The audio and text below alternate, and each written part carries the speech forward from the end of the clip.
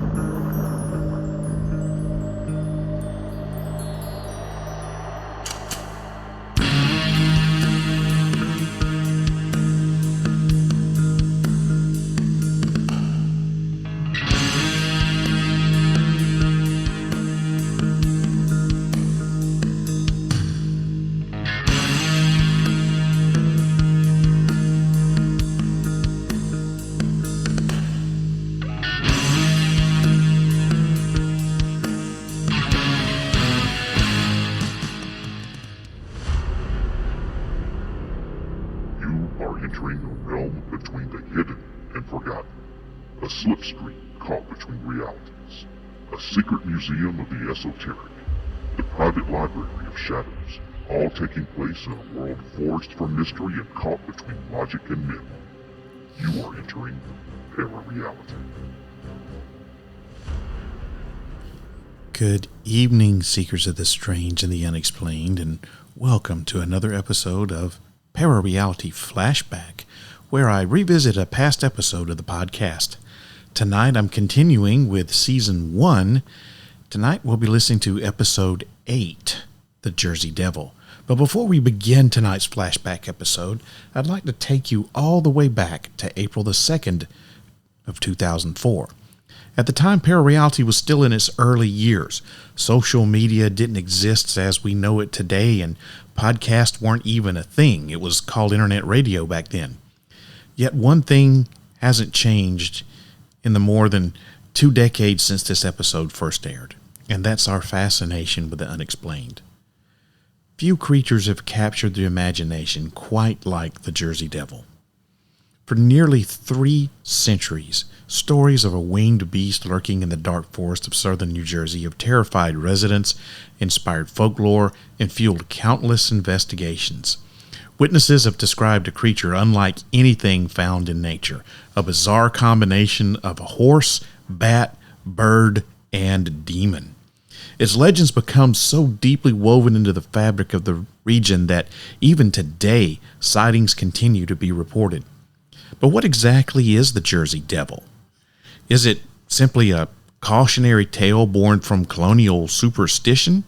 Is it a case of mistaken identity, passed down through generations, or could there be something genuine behind one of America's oldest and most enduring cryptid legends? In this flashback episode, we'll revisit the history of the creature, explore the origins of the infamous, or should I say famous, Leeds family curse, examine eyewitness accounts, and consider the theories that attempt to explain the mystery. Along the way, we'll discover why the legend of the Jersey Devil survived for so many centuries, while so many other tales have just faded into obscurity. Now, as you listen, you'll also be stepping back into the early days of ParaReality.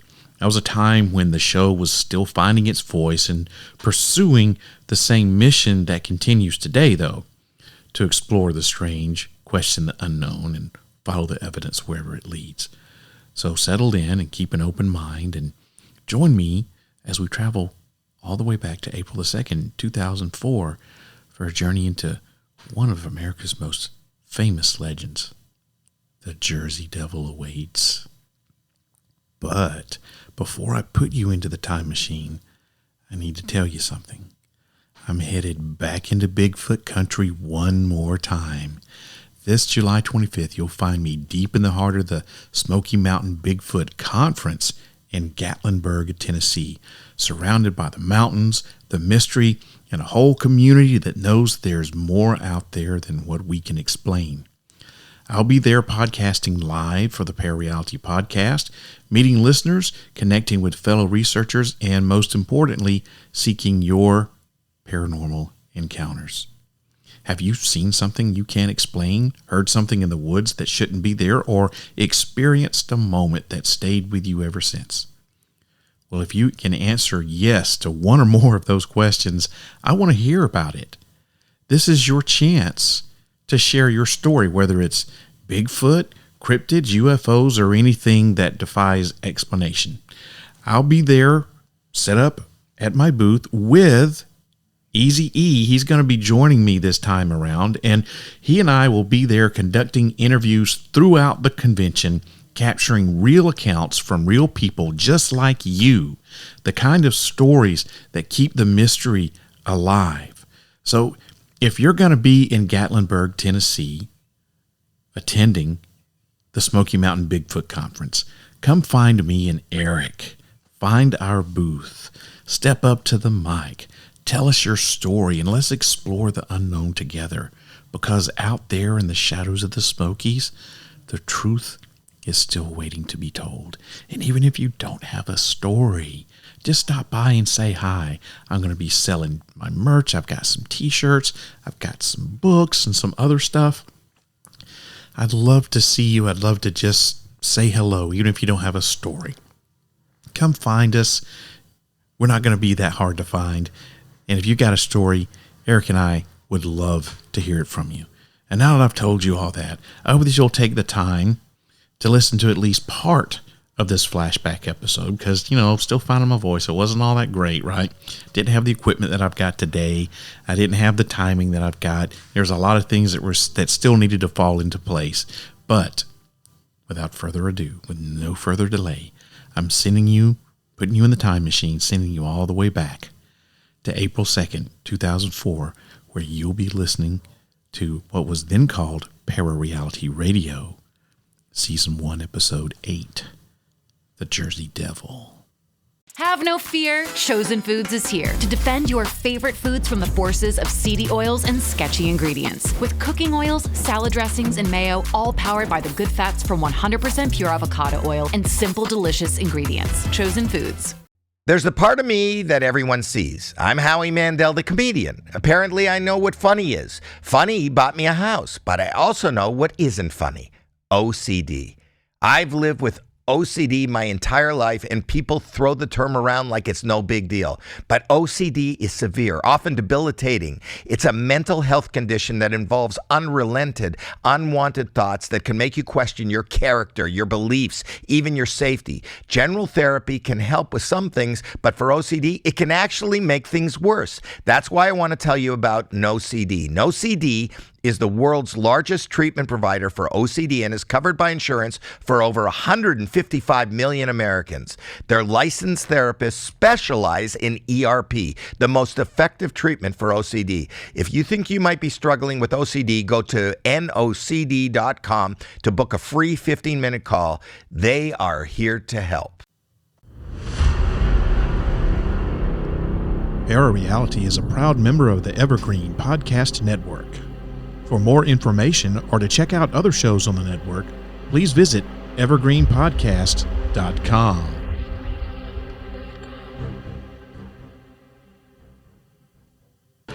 Broadcast from a secret bunker somewhere outside of Nashville, Tennessee. This is the award-winning podcast, ParaReality. This is ParaReality Radio. I'll be your host, Sandman, for the next hour and a half or so.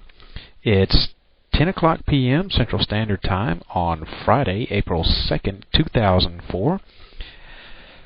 Sorry about that little extra blast of Inner Sandman there. I cut it off and it still wants to come back on. I don't know what the heck is wrong with that thing. But that's the dangers of having a live show such as mine. Anyway, like I said, I'm Sandman, and I'll be your host for the next hour and a half or so this evening. I've got a great show in store for you tonight. I'm going to be talking about the Jersey Devil, and, of course, winding the show down with the ever-popular news of the strange. The Jersey Devil is another one of my favorite topics. I first heard of the Jersey Devil several years ago when I was doing some research on the internet about cryptozoology. And for those of you who don't know what cryptozoology is, it's basically, in a nutshell, the study of unknown or mysterious type creatures such as Nessie, Bigfoot, stuff like that. Anyway, not going to bore you with that, but that's when I first found out about the Jersey Devil, was when I was doing some research on cryptozoology. And then sometime later on, I was watching the then Fox Family Channel's Scariest Places on Earth, and they did a segment on one of their shows about the Jersey Devil. And that really made me want to learn more about it. And as a result, that has led me to this show tonight. And I hope that you're going to learn a little bit about the Jersey Devil. If you're not too familiar with it, you will be by the end of this show. If you want to get in touch with me during the show, there are several different ways you can do it. I can be reached on Yahoo Messenger. My screen name is GreyDragon98. That's GreyDragon 98. That's on Yahoo Messenger. Now, I am in the invisible mode, but you still can get in touch with me on Yahoo Messenger if you'd like. I've also got my MSN chat up and running. That's Skywalker89 at hotmail.com. And don't make fun of me for the Skywalker thing. It was the only thing I could think up years ago whenever I got my Hotmail account. But it's Skywalker89 at hotmail.com on MSN chat. You can also get in touch with me on Microsoft Net Meeting. If you've got MSN chat, you can try calling in, do a live call-in on the show, and we'll see if we can get that on the air. I haven't had anyone actually try to do that yet, so I'm not quite sure that it'll work. And the only way I guess I'm going to find out is if someone actually calls in. But I'm trying to get a friend of mine up to call in one night during a live show or something, or do some sort of mock-up show or something, and see if we can get all that crap worked out. But I'm not going to bore you with that. I'm sorry. I'm rambling tonight. Anyway, if you don't want to get in touch with me by Yahoo Messenger or MSN chat or Microsoft Net Meeting, you can always email me at prradio@50g.com. prradio@50g.com. Or you can also visit my website. That's http://pararealityradio.tripod.com. Now, I'm still doing a little bit of construction on the site. It's not the greatest site in the world, but hey, the Sandman's on a really tight budget. It's a free site. What the heck else can I say? Huh? It's free, so the Sandman is using it. Anyway, you can visit my site and find out information on tonight's show or about myself, the Sandman here. Before I begin the show, though, I'd like to do a couple of things. I want to say that my last show, not last week, but the last show I did 2 weeks ago on the Lumbee Indians and their connection to the lost colony of the Roanoke, can't talk. That was the most popular show that I have had so far. I got just tons and tons of responses out of that show, and basically all of them said the same thing. I've never heard of the Lumbee Indians. Why don't they teach about stuff like that in school? And why are you so passionate in your with your topic of this? Why do you have such strong feelings towards the Lumbees? And well, I'll tell you, the reason I have such strong feelings towards the Lumbee Indians is because I've got someone that is very, very close to me and very, very dear to my heart, who is a Lumbee Indian, and I've known this person for most of my life. And it wasn't until about 4 or 5 years ago that I found out that this person was Native American. I didn't know. This whole time I didn't know this person was Native American. And I found out that they were a member of the Lumbee tribe, and I was like everybody else, what in the hell is a Lumbee? And that's how I kind of found out about the Lumbees. And so I read a couple of books and have done some research on the internet and this, that, and the other, and that's how I found out about the Lumbee Indians. And hopefully before too much longer I'm going to be making a trip over to Lumbee land, and eventually what I want to do is get a guest on the show and talk to a real live Lumbee and interview a Lumbee on the show and let you get a Lumbee's perspective from it. But I really appreciate everyone that visited the chat room, not the chat room, Jesus Christ, I cannot talk tonight. I appreciate everyone that went to my forum section there on horroropinion.com and put their 2 cents worth in, and everyone that emailed me. I'd like to read a real quick email. It's from Chris Madden. And he writes the following: Hey Sandman, I recently discovered ParaReality Radio while browsing the stations at live365.com. Thanks for an entertaining and informative show. I enjoy shows about the paranormal, but I also like history. I especially enjoyed the show about the Lumbee Indians. I've never heard of them before. Why don't they teach this stuff in school?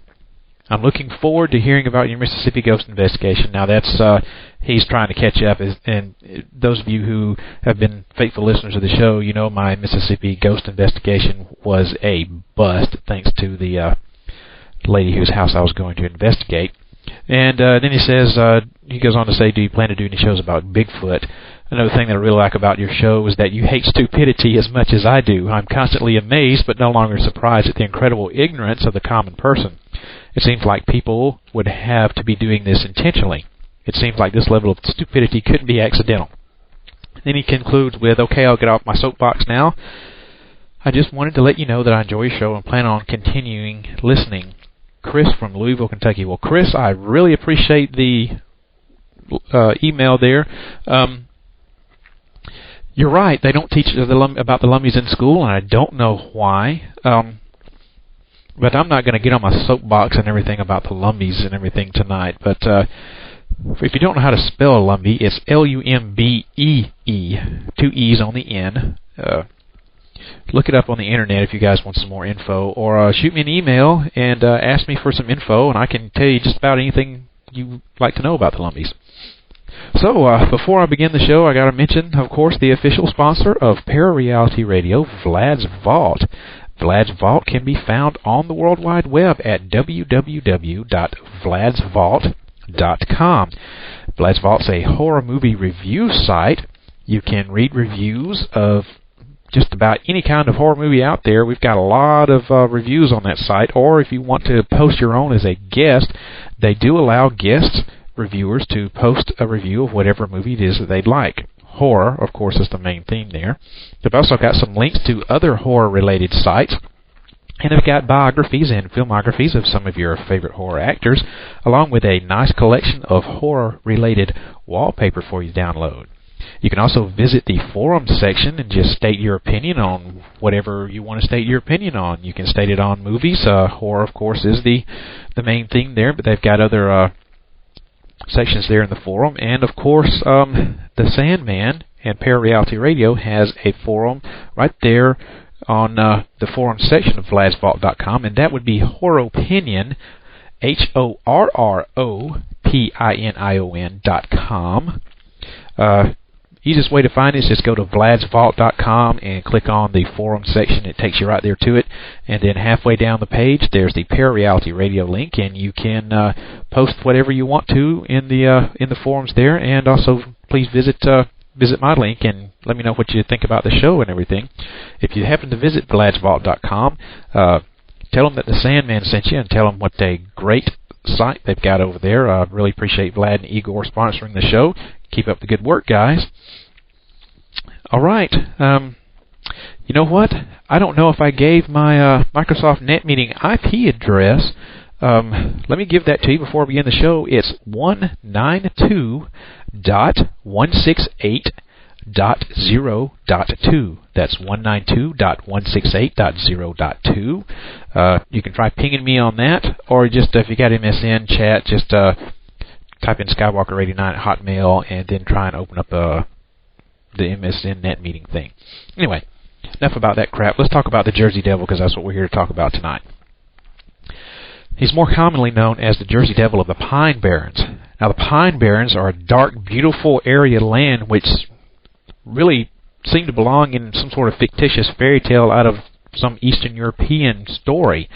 However, they are quite real, and they make up about 2,000 square miles of southeastern New Jersey. They were originally inhabited solely by the Lenape Indians, and white settlers would not set foot there until a man by the name of Henry Hudson, who was under the funding of the Dutch government, first explored the region in about 1609. Initially, the area didn't look very promising because it was extremely dry and so infertile that it couldn't support farming. However, the region later became a pretty hotbed of industry when something called bog iron was discovered there. Now, the iron mined out of the Pine Barrens would supply a large percentage of the ammunition that was used during the American Revolution. Its prominence as an industrial mecca, however, would be short-lived, because higher grades of iron discovered in the West soon shut down the Pine Barrens' main source of industry.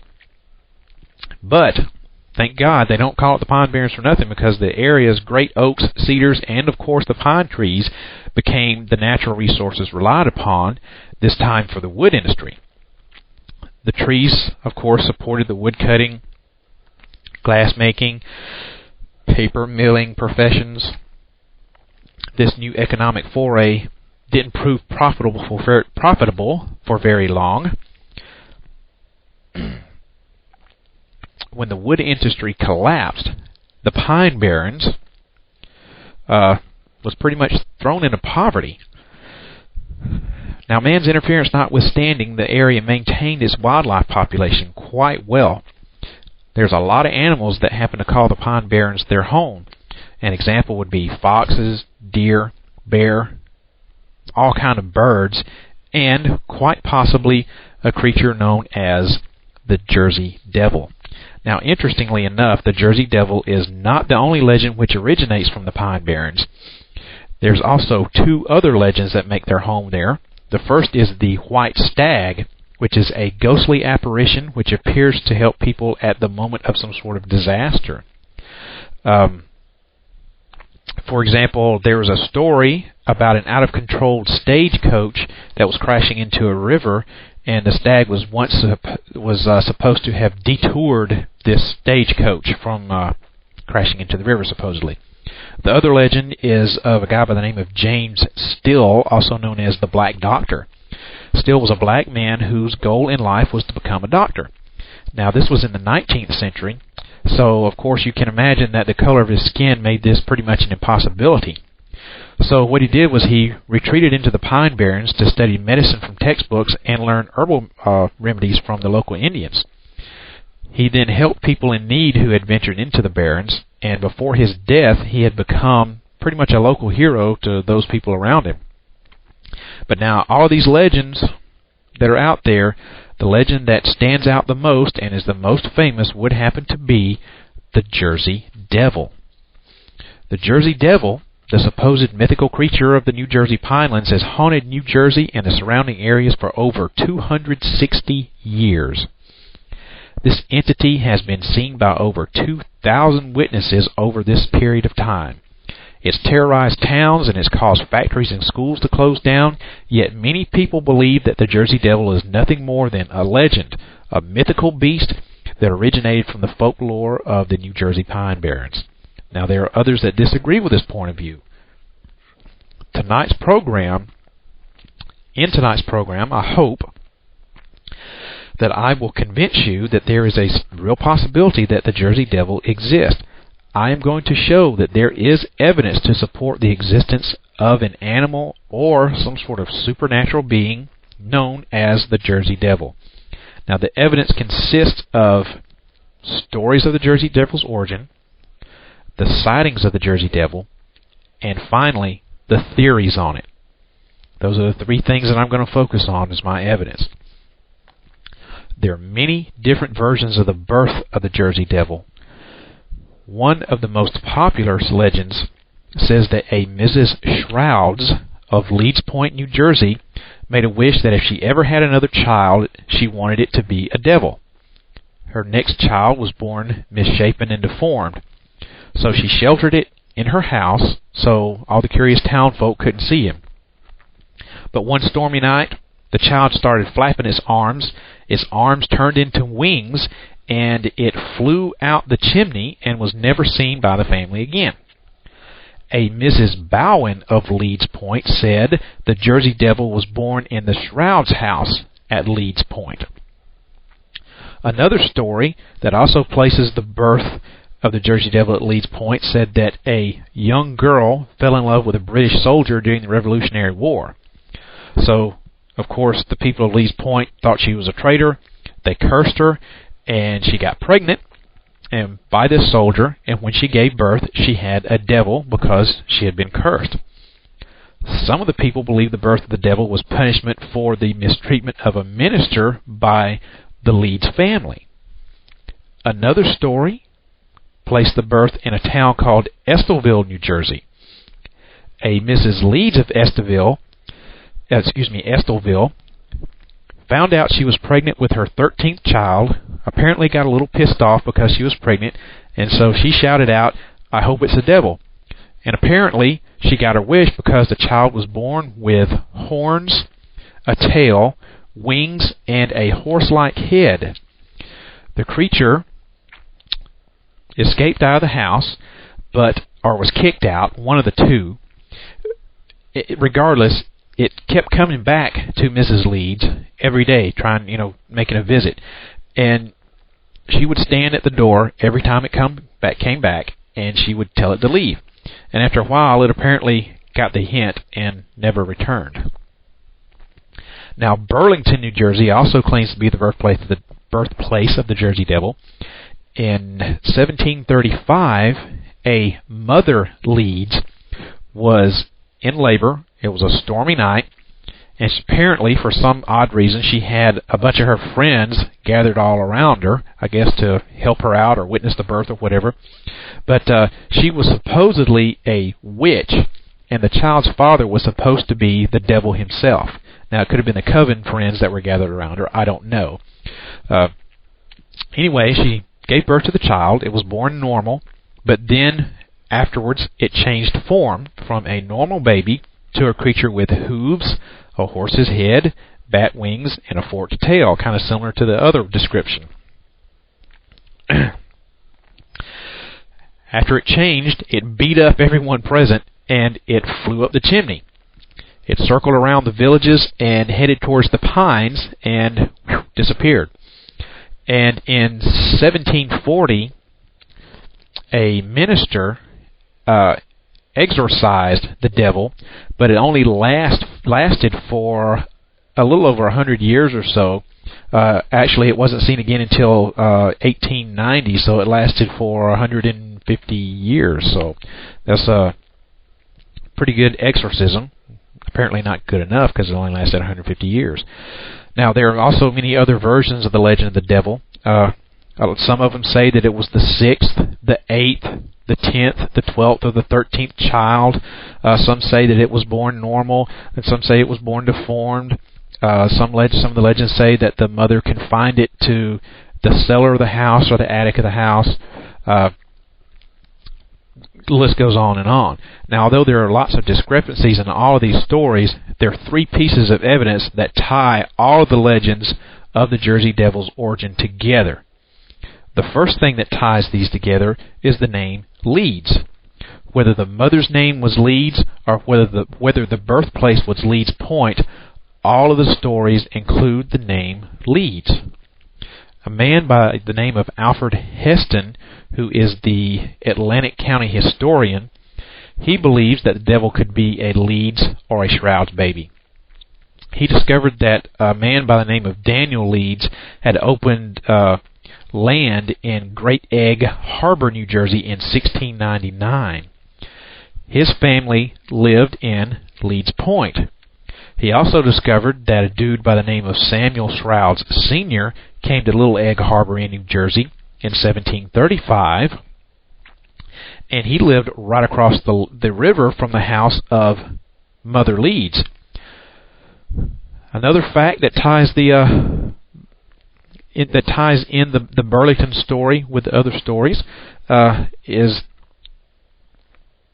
this right here, that there were two people, either the Daniel Leeds or the Samuel Shrouds, that lived in pretty much close proximity to each other around the same time. So, there we go. It's looking like there's kind of evidence is mounting, doesn't it? Professor Fred McFadden of Coppin State College in Baltimore found that a devil was mentioned in writings from Burlington as early as 1735. He also found out that the word Burlington was used to name the area from the city of Burlington to the Atlantic Ocean. Now, this means that the name that's now used for the birthplace of the Jersey Devil, such as Leeds Point or Estelville, could be the same place referred to in the Burlington legend. The origins provide some validity to the existence of the Jersey Devil, but the sightings are probably what I think would be the most substantial pieces of evidence. Now, for tonight, for this show, I'm dividing the sightings up into 3 different time periods.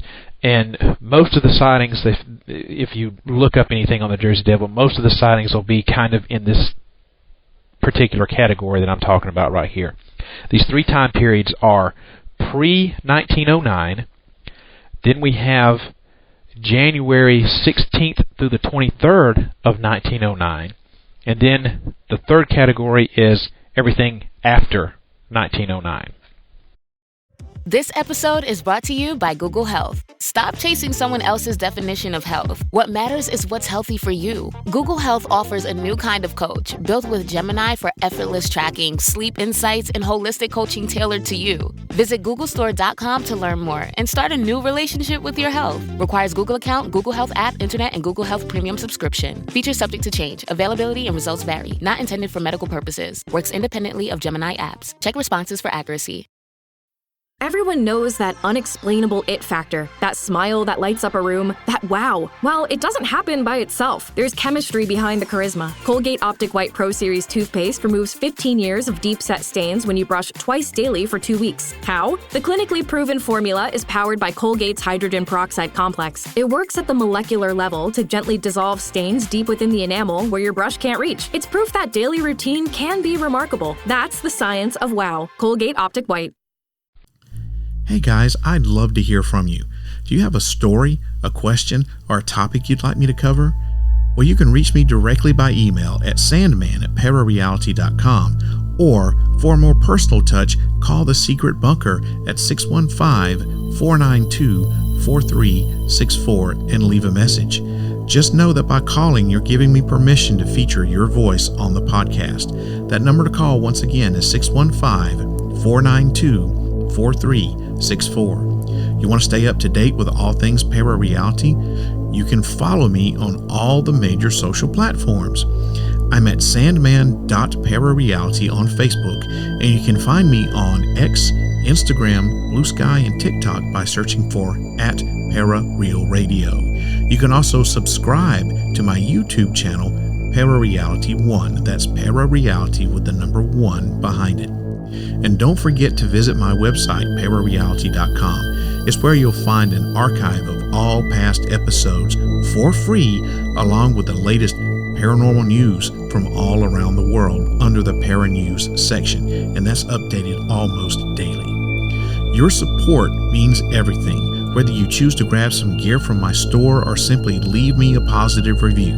A 3-star or higher review on your podcast app of choice goes a long way in helping this podcast reach new listeners, and I truly appreciate it.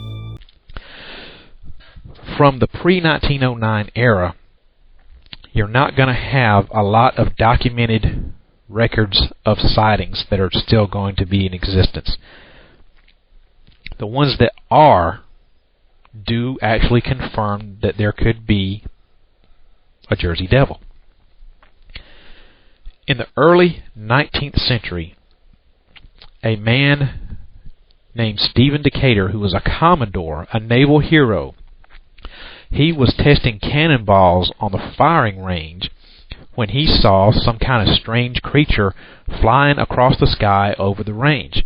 So he fired a cannon at it and claims that he hit the creature, but that it kept right on flying across the field.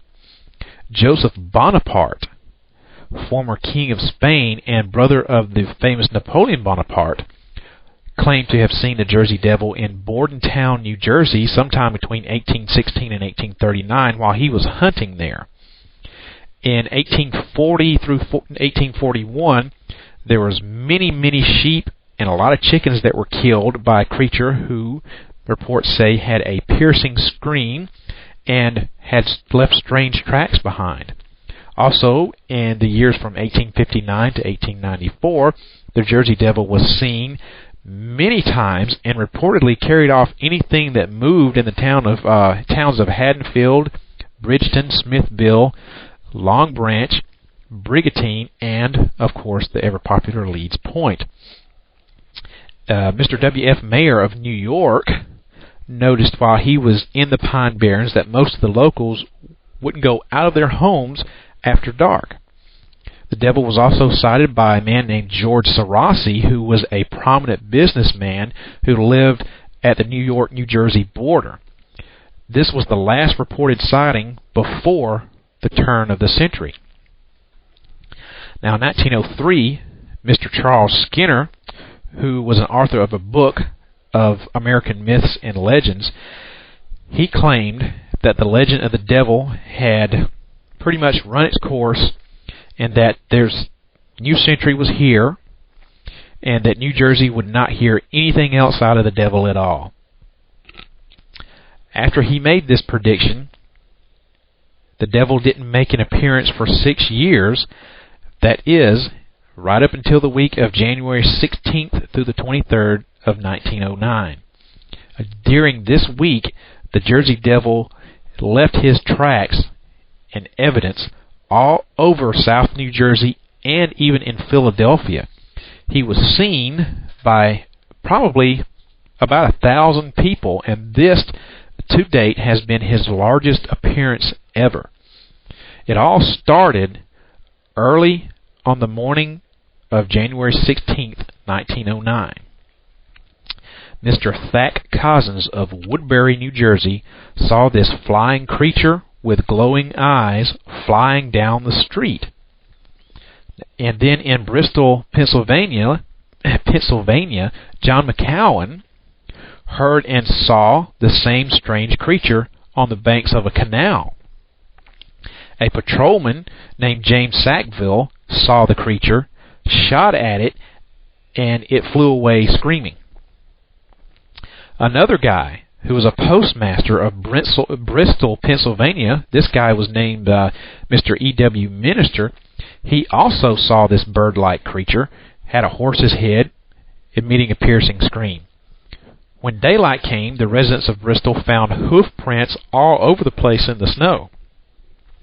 They called 2 local trappers in to see what they could make of the prints, and they said they'd never seen tracks like that ever. They didn't know what it was, what made it. Now, this was on, like I said, January the 16th, which was a Sunday. The next day, Monday, the Loudon family of Burlington, New Jersey, found hoof prints in their yard and around their garbage, which looked like it had been half eaten. And almost every yard in Burlington had these strange hoof prints in them.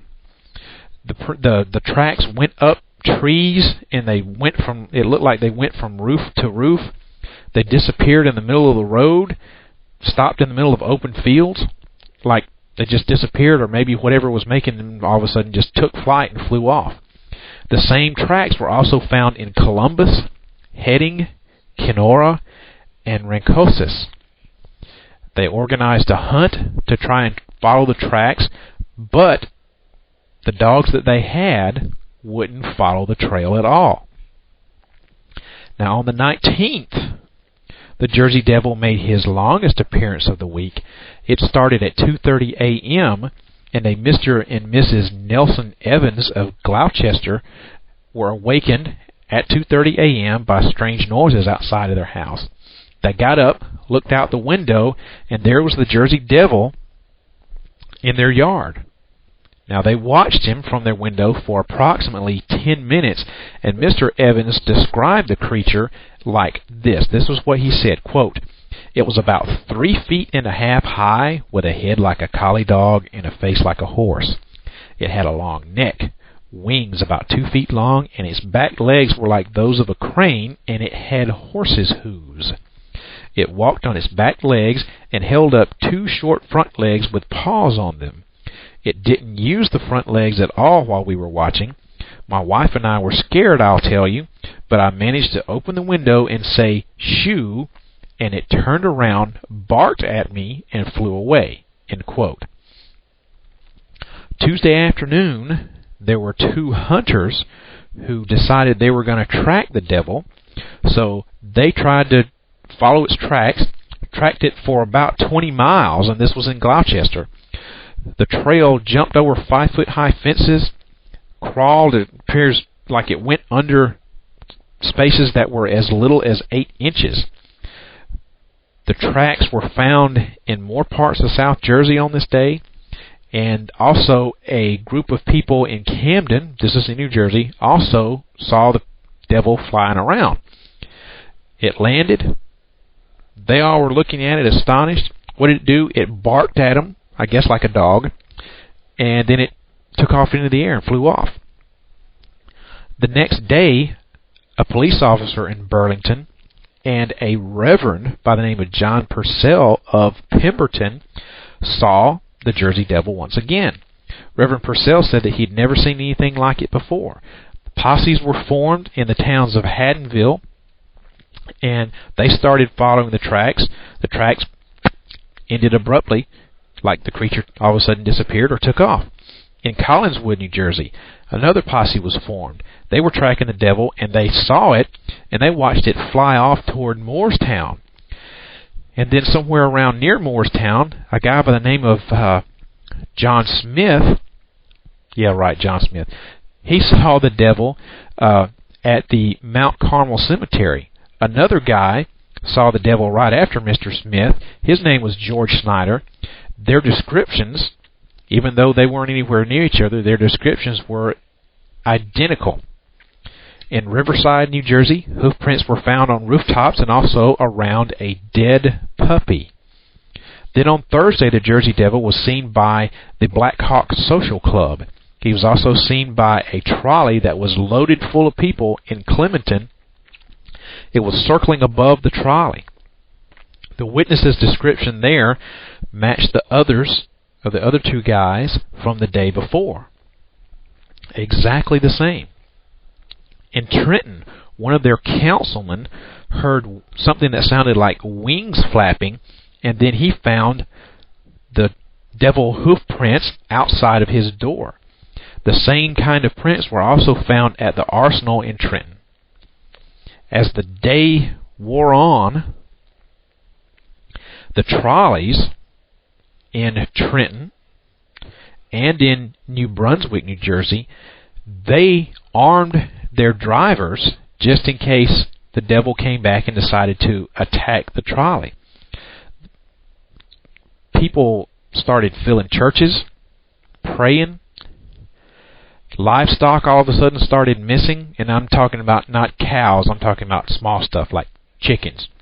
Chickens have been missing all week throughout the Delaware Valley area, and when the farmers checked their yards that day, this Thursday, they found their chickens were dead, but they didn't have any marks on them.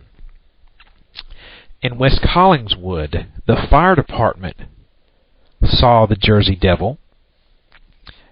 They took their hoses and fired their hoses off at him. And what happened was, at first, I guess it must have startled him because he flew off, retreated, but then he figured out, hey, this is nothing but water. So he turned around, charged at him like he was going to attack him.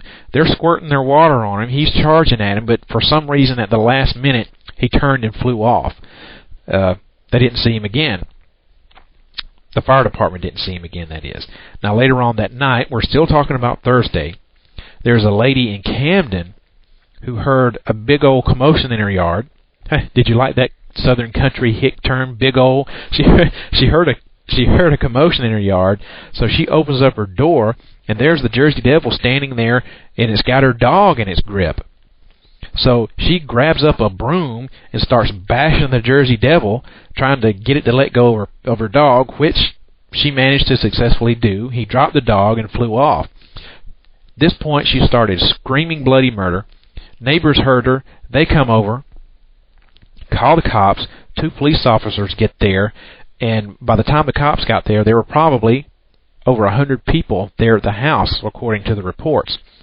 The crowd, now this is still at this lady's house, the crowd that was there, now we're talking about 100 people or more, heard this god-awful, unhuman-like scream coming from the hills. They look up, they see the creature, so the mob gets up, they run towards it thinking they're going to do what? Kill it? Something. They run towards the creature on the hill. The 2 cops that were there, they're part of the mob. They run out there with them, take their guns, shoot at it. Apparently they miss it, and the devil flies off into the night. After that, Camden, as far as the streets were concerned, was empty. The next day on Friday, a Camden police officer says that he sees the Jersey Devil drinking from a horse's trough. And in the nearby town of Mount Ephraim, the school was closed because none of the students came in.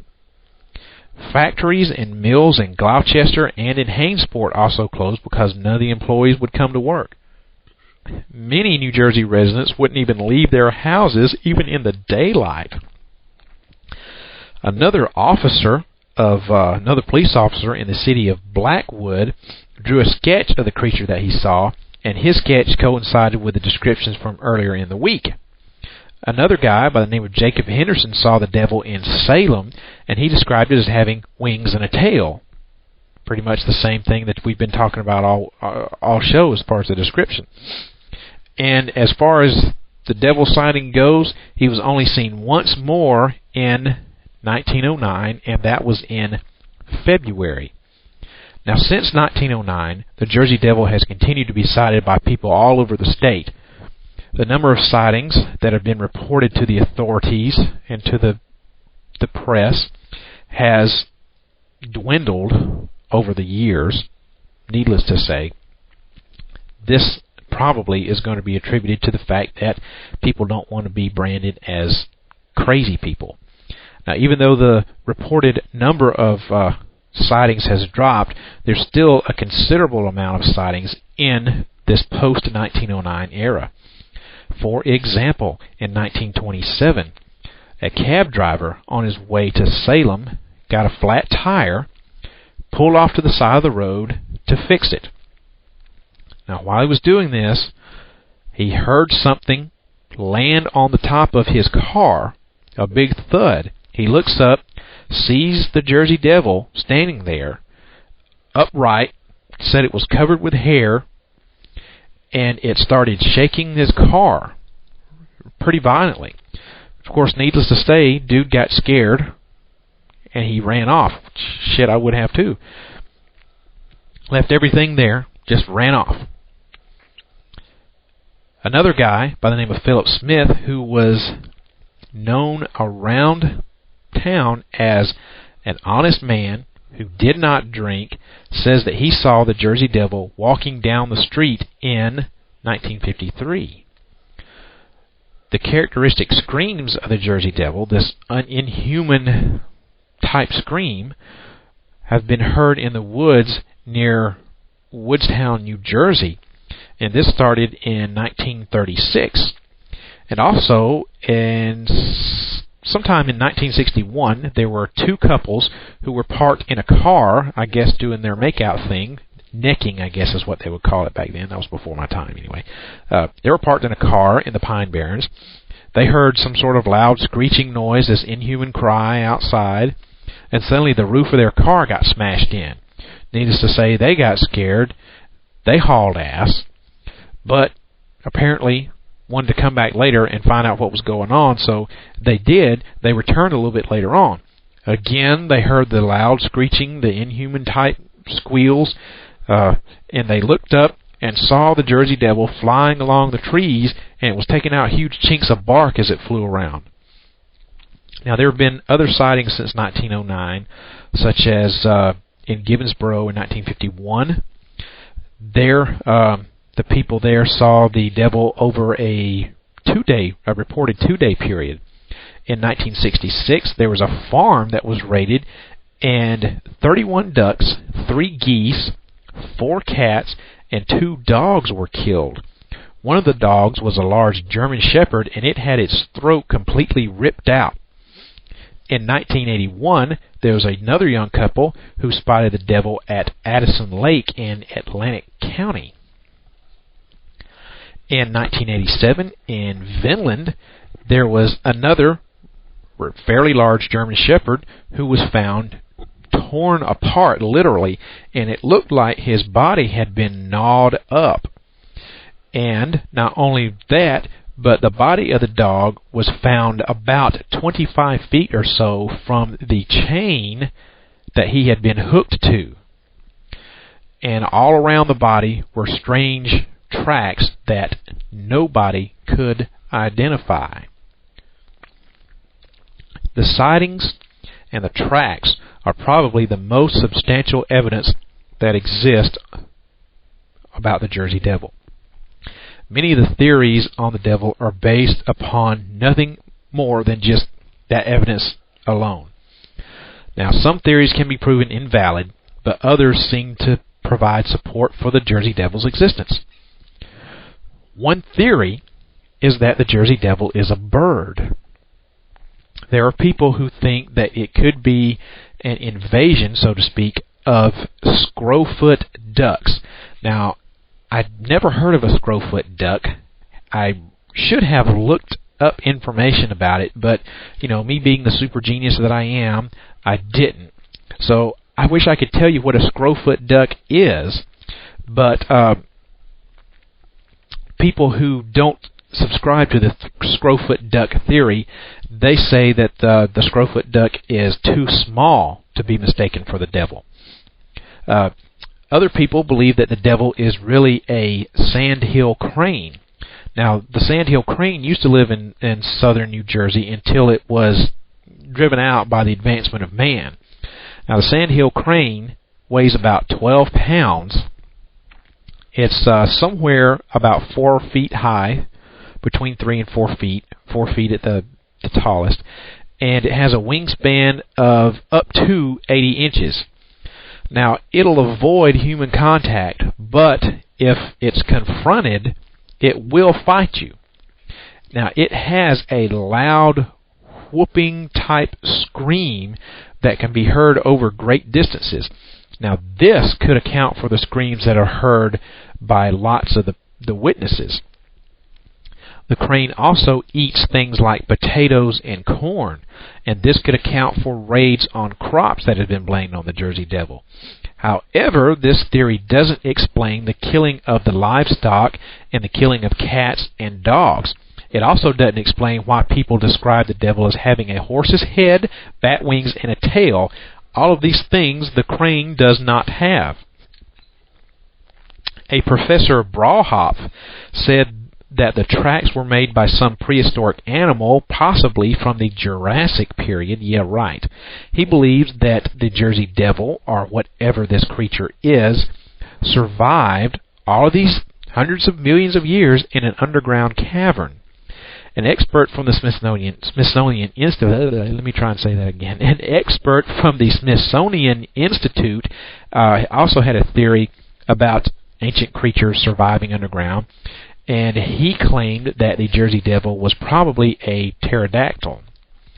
The Academy of Natural Sciences looked into it a little bit, and they couldn't find any records anywhere of any creature living or extinct that resembles the Jersey Devil, which is described as having a horse's head, bat wings, and a forked tail, and hooves. An author of a book called Absagami Yesteryear, this guy is named Jack Boucher. He has a theory in which he says that the devil was a deformed child. He thinks that Mrs. Leeds had some sort of deformed kid and for some reason was ashamed of it. Okay, so it was, a couple of hundred years ago. Was ashamed of it, so she kept it locked away in the house, kept it there until she, for some reason, couldn't take care of it anymore. Maybe she got sick or died or decided she didn't want to keep it anymore, whatever, I don't know, but for some reason she kept it locked away, hidden from view from all the prying eyes and the neighbors and everything, until she couldn't or wouldn't take care of the thing anymore, and it escaped out of the house out of sheer hunger, and that's why it started raiding local farms for food. Now, like I said, we're talking 260 years ago, so have a deformed kid. I mean, let's face it, okay, I hate to sound like an asshole, but I'm going to say this. No one's really proud of a deformed kid. Everyone wants their child to be born with all their mental faculties, 10 fingers, 10 toes. They can see, they can hear, they can speak, normal. No one wants to have a deformed kid. But we are, society more accepts these deformities, these kids with birth defects now than they did 260 years ago. So it would make sense that 260 years ago you have a deformed kid, you want to hide it. But however, this doesn't explain the incredible lifespan of the Jersey Devil. Remember, like I said, we're talking 260 years or so. It doesn't explain this incredible lifespan. The child in 1909 would have been somewhere around 170 or 175 years old or so. And it also doesn't take into account all the sightings that said that the Jersey Devil was flying. Only a small amount of the sightings and footprints could actually be hoaxes. The Jersey Devil has been seen by reliable people like police officers, government officials, postmasters, respected businessmen, clergymen, and lots of other people whose integrity is beyond question. As for the tracks, the hoof prints, even if some of those were hoaxes, there's still no way to explain most of the tracks, especially the ones that were on rooftops and tracks that ended abruptly as if the creature just kind of took off flying. Now, the most controversial theory is this last theory that I'm about to talk about. Many people believe that the Jersey Devil could be the very essence of evil itself. It has been said that the Jersey Devil is a harbinger of war, and it appears before any great conflict.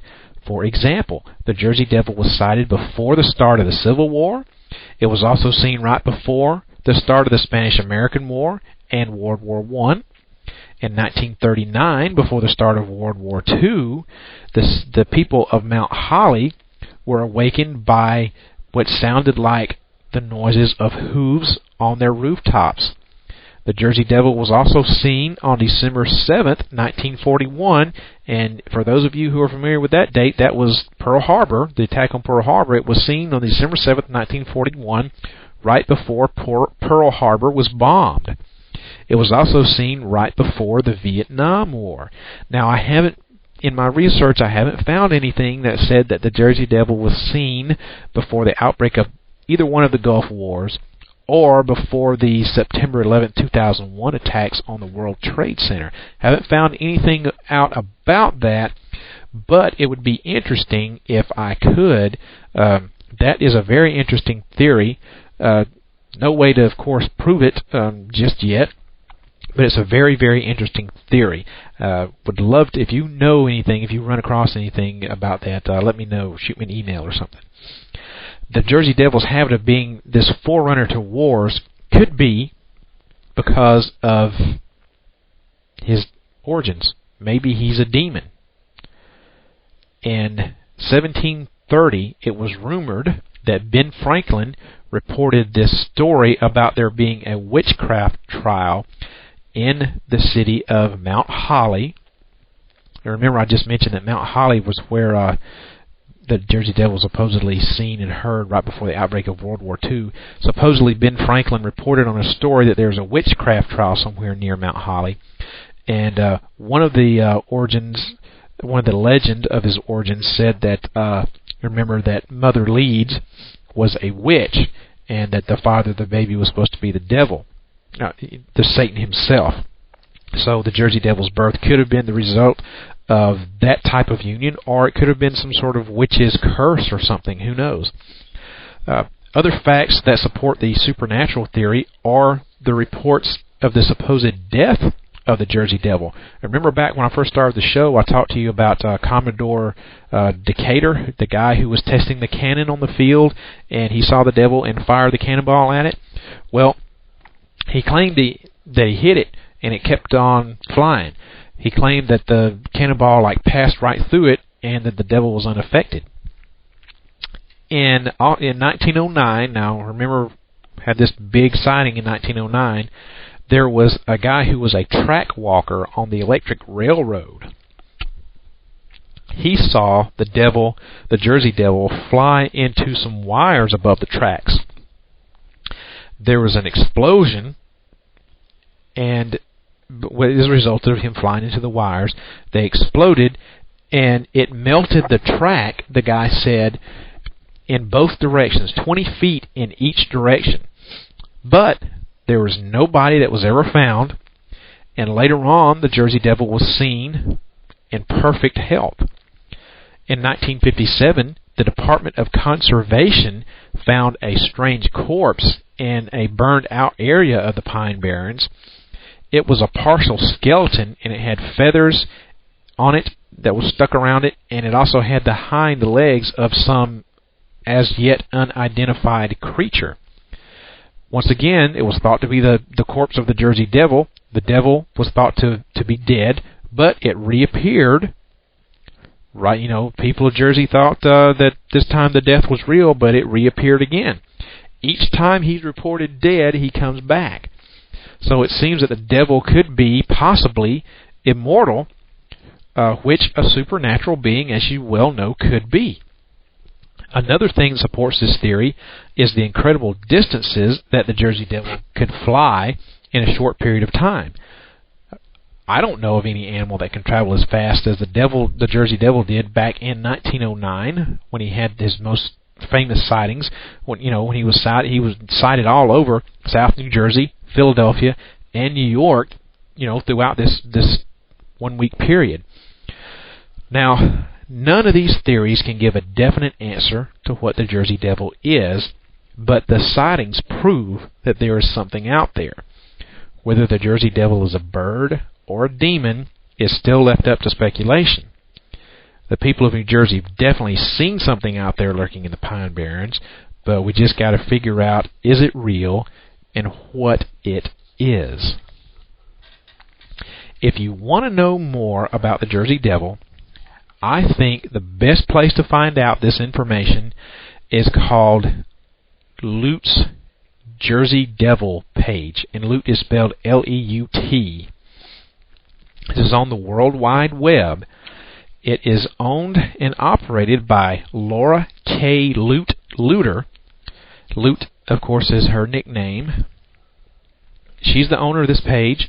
She runs it, and she's also president of the Jersey Devil Hunters. She was featured on that Scariest Places on Earth show on the Fox Family Channel I told you about that I saw at the beginning of the show, she was actually featured in the segment on the Jersey Devil. And as far as I'm concerned, she's probably one of the most knowledgeable people on the subject of the Jersey Devil today. Hopefully one day I'll be able to get her onto the show for an interview just as soon as I know that I'm able to do on-air interviews via the Microsoft Net Meeting. I know I can do the Microsoft Net Meeting. I'm just not for sure that people who are listening out there, such as yourself, would be able to hear the conversation. I don't know if, it would be just, all you would hear would be just me talking, and it sounds like I'm freaking talking to myself or something. I already look like a big enough dumbass as it is. I don't need any help. You know what I mean?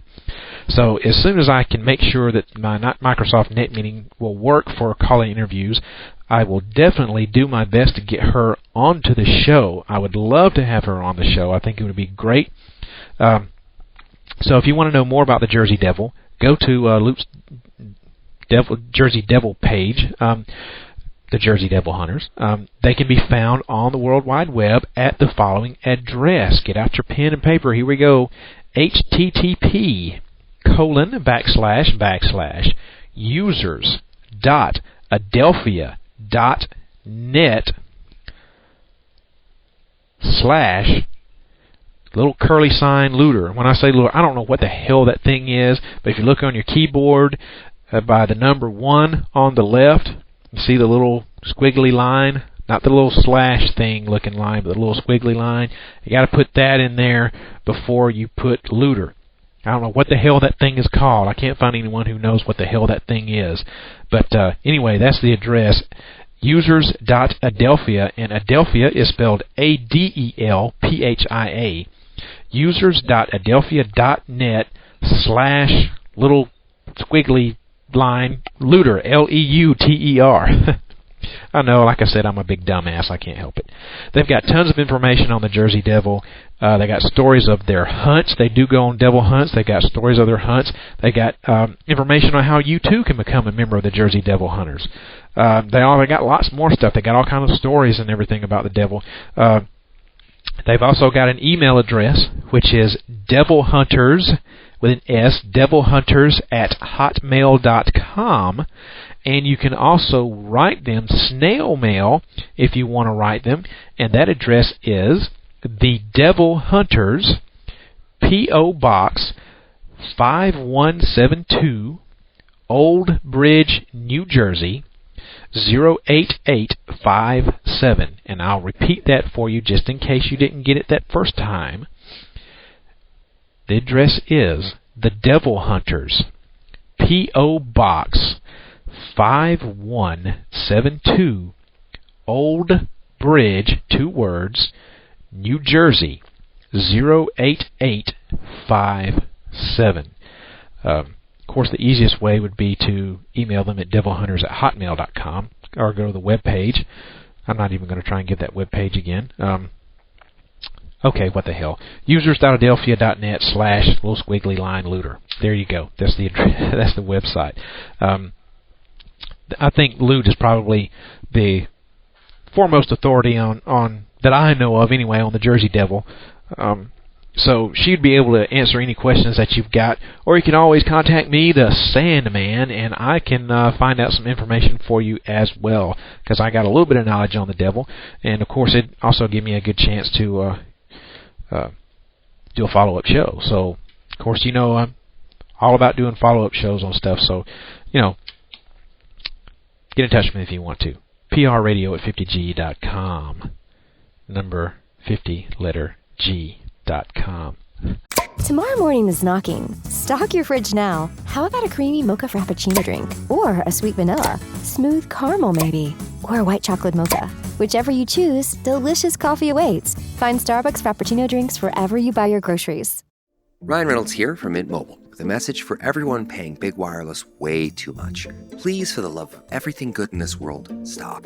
With Mint, you can get premium wireless for just $15 a month. Of course, if you enjoy overpaying, no judgments, but that's weird. Okay, one judgment. Anyway, give it a try at mintmobile.com/switch. Upfront payment of $45 for 3-month plan, equivalent to $15 per month required. Intro rate first 3 months only, then full price plan options available. Taxes and fees extra. See full terms at mintmobile.com. Okay. You've listened to the stories. You've questioned the truth. Now it's time to wear it. Head over to ParaReality.com and check out the official ParaReality merchandise shop. T-shirts featuring the official podcast logo, the iconic ParaReality all-seeing eye, plus mugs, hats, totes, pillows, stickers, and yes, even something for your pooch. But while you're there, don't stop at the merch. Look a little closer. Dig a little deeper. Somewhere on the site you'll find the entrance to the secret bunker, the members-only section of ParaReality.com. Inside, the ParaReality top secret files. Real FBI documents on UFOs, aliens, Bigfoot, Adolf Hitler, and more. Plus classified audio, some of the strangest messages ever left on the secret bunker hotline, and access to a secret podcast side project that's never been released publicly. And here's the best part. It's all absolutely free. Once you're in, don't forget to claim your free ParaReality Podcast Secret Bunker t-shirt. Just make sure you place your order. The truth is out there. The bunker is waiting. Visit ParaReality.com and find what you weren't supposed to. On with news of the strange. Oh, man. I gotta get a little sip of something to drink here. My throat is dry.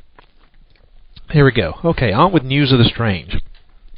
Lead story tonight is methane on Mars could signal life. If those of you who have been following my new news of the strange, the new segment, you've noticed that I've been focusing a lot on our solar system and the Mars probes and the new planetoid that was found. Well, this goes back to my Mars stuff. It looks like that methane has been found in the Martian atmosphere, which scientists say could be a sign that life exists today on Mars. The spectral signature of the gas was seen by the infrared telescope on Hawaii and the Gemini South Observatory in Chile. Scientists operating the Mars Express planetary Fourier spectrometer have announced that they have detected the presence of methane in the red planet's atmosphere. The world's largest telescope, the Twin Keck facility on Hawaii, has looked into it but yet to report its findings. Further evidence of methane on Mars was going to be presented at a meeting next month by a consortium of astronomers using the Canada-France-Hawaii telescope. Now, methane is not a stable molecule in the Martian atmosphere. If it wasn't replenished in some way, it would only last a few hundred years before it vanished. Scientists see two possibilities, both of them scientifically important, but one of them is sensational. It is possible that the methane is being produced by volcanic activity. Lava deposited onto the surface or released underground could produce the gas. This explanation has had some difficulties, however. So far, no active volcanic hotspots have been detected on the planet by the mini spacecraft that's currently in orbit. If active volcanism were responsible, then it would be a major discovery with important implications. The heat released by any volcanism would melt the vast quantities of subsurface ice discovered on the planet, producing an environment suitable for life. Now, on Earth, there are organisms called methanogens. These are microbes that produce methane from hydrogen and carbon dioxide. These organisms do not need oxygen to thrive, and they are thought to be the type of microbes that could possibly live on Mars. The twin U.S. Space Agency rovers that landed on the red planet in January will be unable to answer the question of the methane's origin, as they are designed for geological work. But future missions could include sensors to analyze the methane to determine where it came from. The failed Beagle 2 mission had a device that could have sniffed the Martian atmosphere for methane. So, there we go. We have once more evidence that there could be life on the planet Mars, or at least that there might have been life on the planet Mars, but there's conditions that, could support something there. Now, whether it's, a plant or an amoeba-type microbe or whatever, we've got more evidence that there could be potentially life, or at least once was life on Mars. Very interesting stuff. All right, let's move on to the paranormal news section. This comes from the Indianapolis Star, and the title is Making Noise Over the Hum. This is out of Kokomo, Indiana. Kokomo is a city of about 46,000 people, and it's an hour north of Indianapolis, and it has been known, or is fast becoming known, for what's being called as the Kokomo hum. The Kokomo hum is a drone so incessant that some claim it's making their lives miserable and ruining their health. While residents realize not everyone can hear their hum, they say it's time for the state to hear their pleas. We are appealing to the state. Will you help us? Will you help us? Jesus Christ, I can't talk. Says Gail Deppert, an Indianapolis attorney, who said she is volunteering her services to help the residents.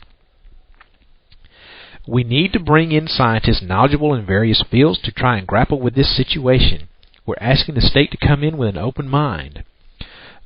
Jim Cowan, a Massachusetts researcher who has studied the hum, and Jeff Sims, a Lafayette area resident who says he became ill while working in Kokomo, they asked Governor Joe Caran's office for an in-depth study. More than 100 people have complained of severe headaches, nausea, joint pain, debilitating heart problems, or memory loss after they began feeling or hearing the hum. Karen spokeswoman Tina Noel said the governor would consider the proposal. State environment officials said they're not quite sure where to begin. We don't have experts on low-frequency noise, said Tim Method, Deputy Commissioner of the Indiana Department of Environmental Management. In fact, there has been little research in the United States on low-frequency noise or its health effects. There are no federal or state standards for such emissions and no money to study them, Method said. He said the agency asked for assistance from the U.S. Environmental Protection Agency and the Centers for Disease Control and Prevention when the issues arose a few years ago, but neither provided funding or technical help. Imagine that. You ask the government for help, and what do you get? You get shit. This is new for almost everybody, said Method, who participated in a discussion early last week with state health officials, talks that included Deppert, Sims, Cowan, and other researchers. We're willing to listen, he says. Skepticism is the biggest stumbling block to getting regulators and health officials to support a study. Most people think it's a joke and that it's a problem, says Sims.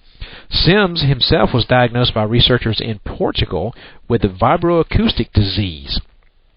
This is a condition induced by low-frequency vibrations that cause a thickening of the pericardium. And the pericardium is a thin membrane that surrounds the heart. He first said he suspected something was wrong when he was working in Kokomo in 1999 and began having nosebleeds, severe headache, fatigues, and joint pain that couldn't be explained by doctors. Complaints similar to those of dozens of other residents based on letters to lawmakers. Vibroacoustic disease can also cause pulmonary fibrosis and damage the central nervous system and the immune system, said Maria Alves Perea, a researcher at the Center for Human Performance in Portugal, where most of the studies of the disease have taken place. The fact that some people in Kokomo, especially those who work in industry, may be exposed to it 24 hours a day, 7 days a week, is very worrisome, she said. There's no doubt that the low-frequency vibrations exist in Kokomo. An $80,000 study funded by the city of Kokomo last year confirmed low-frequency tones coming from equipment at 2 local factories, perhaps contributing to the hum.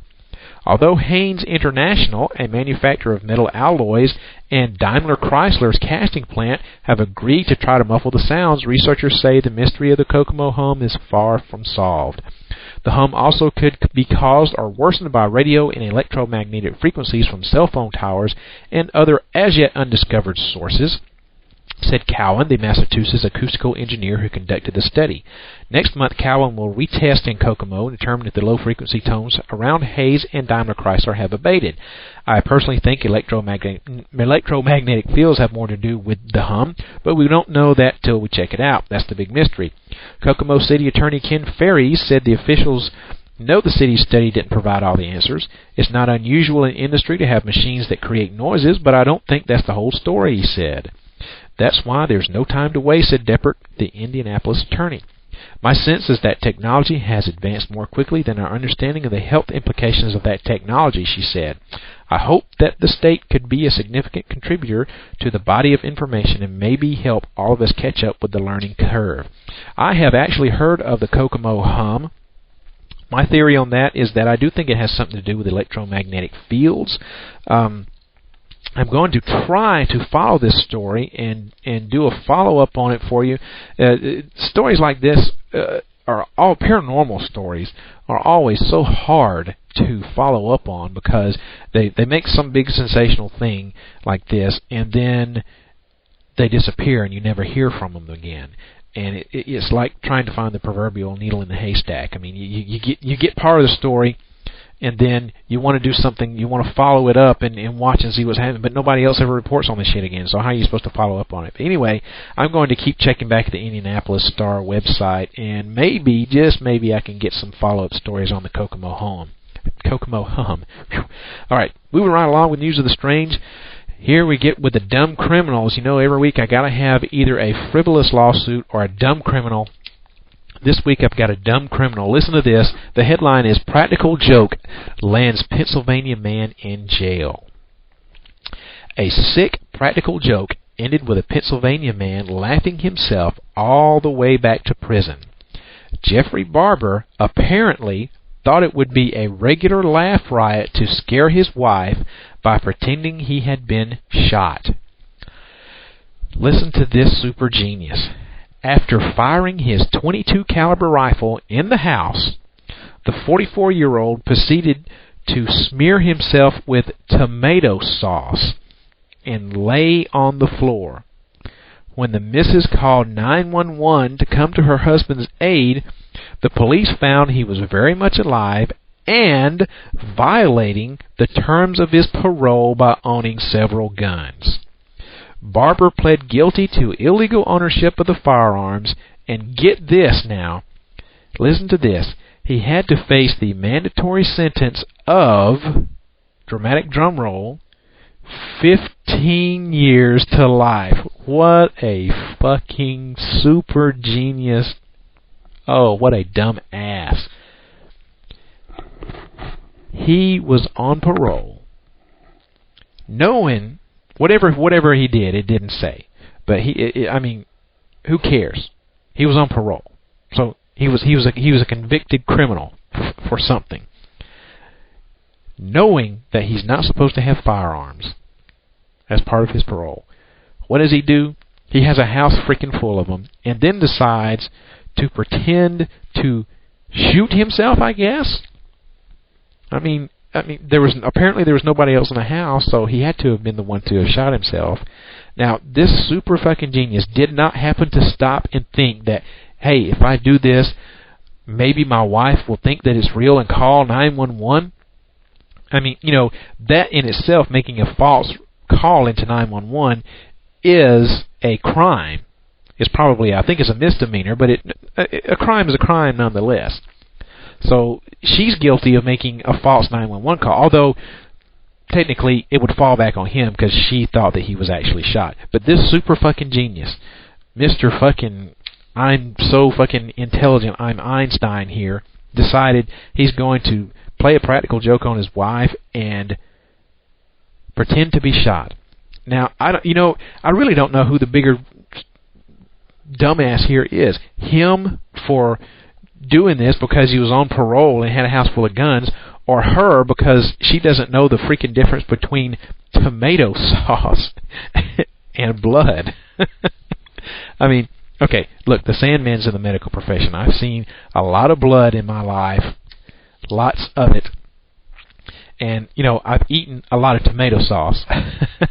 And I can tell you there's a difference. I mean, you put some blood, you put a puddle of blood and a puddle of tomato sauce side by side, and it doesn't take, it really seriously, it doesn't take a super fucking genius to figure out which one is which, oh man. But anyway, this guy, because he was a dumbass, now, I'm sure he didn't really mean any malicious intent, but he's a fucking dumbass, let's face it. And because of his dumbass self, because he's a dumbass, now he's going to spend at least 15 years in the pen. Probably life. but at least 15 years. He's 44. So if he does the minimum 15 years, he's going to be, 60 by the time he gets out? You think he's going to have a wife? Hell no. She ain't going to wait for his dumb ass. She's probably already got the damn divorce papers all lined up and sent into his fucking dumb ass.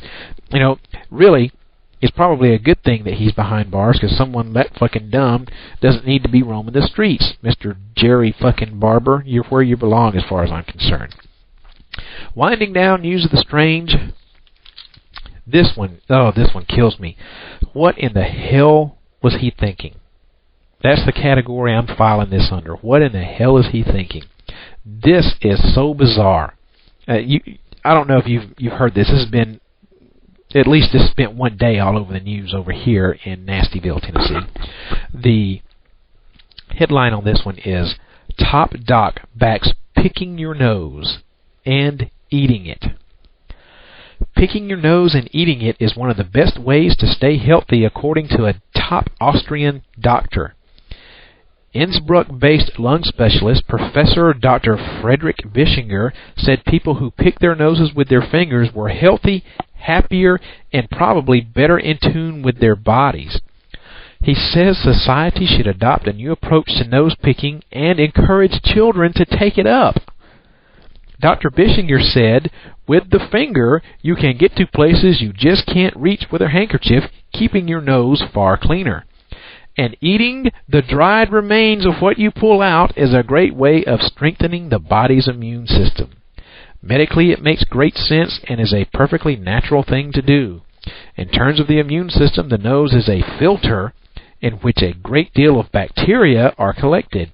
And when this mixture arrives in the intestines, it works just like a medicine. Modern medicine is constantly trying to do the same thing through far more complicated methods. People who pick their nose and eat it get a natural boost to their immune system for free. He pointed out that children happily pick their noses, yet by the time they have become adults, they have stopped under pressure from a society that has branded it as disgusting and antisocial. He said, I would recommend a new approach where children are encouraged to pick their nose. It is a completely natural response and medically a good idea as well. He pointed out that if anyone was really worried about what their neighbor was thinking, they could still enjoy picking their nose in private if they wanted to get the benefits it offered. I couldn't make it all the way through that without just busting up, man. Now, apparently this guy is saying that it's okay to be a booger-eating moron. I mean, come on. Okay, listen to this, all right? He even says it himself in the report. Where does he say this? He says, in terms of the immune system, the nose is a filter which a great deal of bacteria are collected. The nose is a freaking filter. You know, why do you have mucus and why do you have hairs in your freaking nose? To filter out the bad shit that's in the air. All the dust and the pollutants and the pollen shit that makes you freaking have allergies and all that shit. The nose hairs and the mucus in your nose is a freaking filter to get all that bad shit out of there, because your body is saying, hey, I don't need this. This shit makes me sick. It's bad. And now he's saying, stick your finger up your fucking nose, dig out a big fucking piece of booger snot, and eat it. What? This guy's a fucking doctor? He's a moron. This guy is a fucking moron. He says himself, nose is a filter in which to filter out bacteria. Yeah, that's what the damn nose hairs and the mucus does. Now look, everybody picks their nose. If you don't think that there's someone, if you think someone's out there that has never picked their nose in their life, you're a moron yourself. And I don't think anyone out there is, well, I take that back. I was going to say I don't think there's anyone out there that's that big of a moron, but there probably is. But anyway, everybody picks their nose. Okay, you get some dried mucus in there, and it's pulling on your nose hairs, or it's making you feel uncomfortable, or just clogging your nasal passages. You can't breathe, so you stick your finger in your nose and you pick it out, and then you throw the shit away. You don't fucking eat it. That's just, not only is it just dumb because you're eating the stuff that is supposed to be filtered out by your body, but it's just nasty. It's plain nasty. What I want to know, does Dr. Bischinger of Austria, does he pick his fucking nose and does he eat his boogers? I want to see this motherfucker at like Red Lobster or somewhere, some snazzy restaurant, picking his freaking nose and eating it as a damn appetizer in front of everybody. That's what I want to know. I bet, does he practice what he preaches? That's what the Sandman wants to know, and I'll bet you the answer to that is no. And you know what? If he does practice what he preaches, you know what that makes him? Huh? A booger-eating moron. He's a fucking booger-eating moron. It's unsanitary. It's unhealthy. You don't pick your fucking nose and eat it. Dumb ass. That is tonight's News of the Strange. Whew, man. I can't. This is a doctor, too. I mean, look. If there are people like that who are doctors, there's hope that anyone can be a freaking doctor. You know what I mean? Anyway, that's News of the Strange tonight. Before I sign off the air, I want to remind everyone to go visit the official sponsor of ParaReality Radio, Vlad's Vault. They can be found on the web at www.vladsvault.com. Vlad's Vault's a horror movie review site. You can read reviews of all your favorite horror movies, or if you want to be a guest and post your own guest review, they'll let you do that as well. They've also got links to other horror-related sites and biographies and filmographies of some of your favorite horror actors, and they got a nice collection of horror-related wallpaper for you to download, or you can visit the forum, the Horror Opinion Forum. Just click on the link, and they'll take you straight to Horror Opinion, and there you can just state your mind on whatever you want to state your mind on, join in on the conversation, join the forum, sign the guest book. Be sure to sign the guest book over there, and tell them that the Sandman sent you, and tell them what a great site they've got over there. But please, go visit Vlad's Vault. They're nice enough to be a sponsor of the show, so I got to plug them in, and I like the site. They also let me have, the ParaReality Radio forum over there on Horror Opinion, so please go check it out. Do me a favor. I'd appreciate it. I hope that you enjoyed the show this evening, and you gained some kind of knowledge on the Jersey Devil. Now, my next live show is going to be next Friday, April the 9th, 2004. By the way, if it is not April the 2nd, 2004, you are going to be listening to a rebroadcast of the show, because that's today's date, April 2nd, 2004. I usually try and give the date at the beginning of the show. I can't remember if I did that this week or not. Anyway, like I said, I'm a dumbass. Who cares? Anyway, my next live show is going to be next Friday, April 9th, 2004, at 10 o'clock p.m. Central Standard Time. I know that's a week earlier than my usual, but due to my work schedule being changed, I'm going to have to do the show 1 week earlier this time. And then after next Friday, it'll be my regular bi-weekly show. My Fridays at work have been flip-flop, so I'm going to be working, as you know, on the Fridays that I have been off. So, anyway, next live show, Friday, April 9th, 2004 at 10 o'clock p.m. Central Standard Time. And then after that, it'll be my regular bi-weekly show, be on a regular bi-weekly broadcast. Be sure not to forget my show next week now. The topic's going to be a pretty good one. One of my more popular shows, not as popular as Lumbee, but one of my best shows was when I did one of my ghost shows. If you know, I'm a certified paranormal investigator and ghost hunter, and I did a show on understanding spirits of the dead. Well, my next show next week will be on how to remove a pesky ghost. So be sure and not forget that my show is going to be next week, not week after next. So tune on in and listen next week, Friday, April 9th at 10 o'clock p.m. Central Standard Time. And if you happen to think about it, please go visit my website, ParaRealityRadio.tripod.com. No www in front of that. It's just HTTP.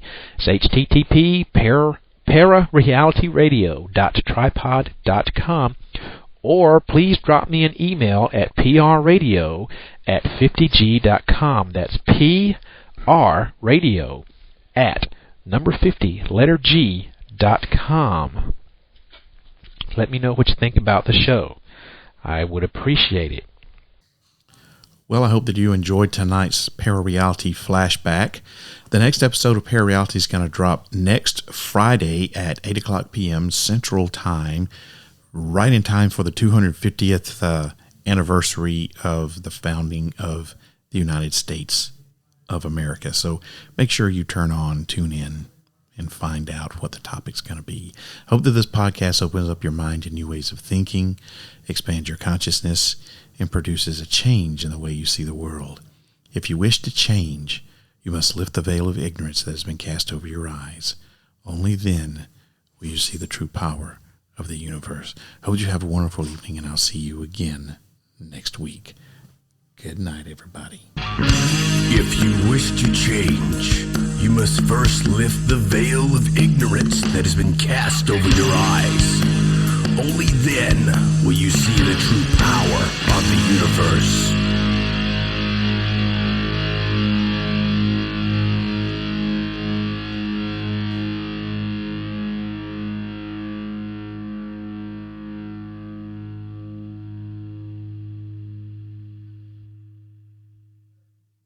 What is that? Yeah, it's a World Cup holder. Like the soccer tournament World Cup? Holder. For the world.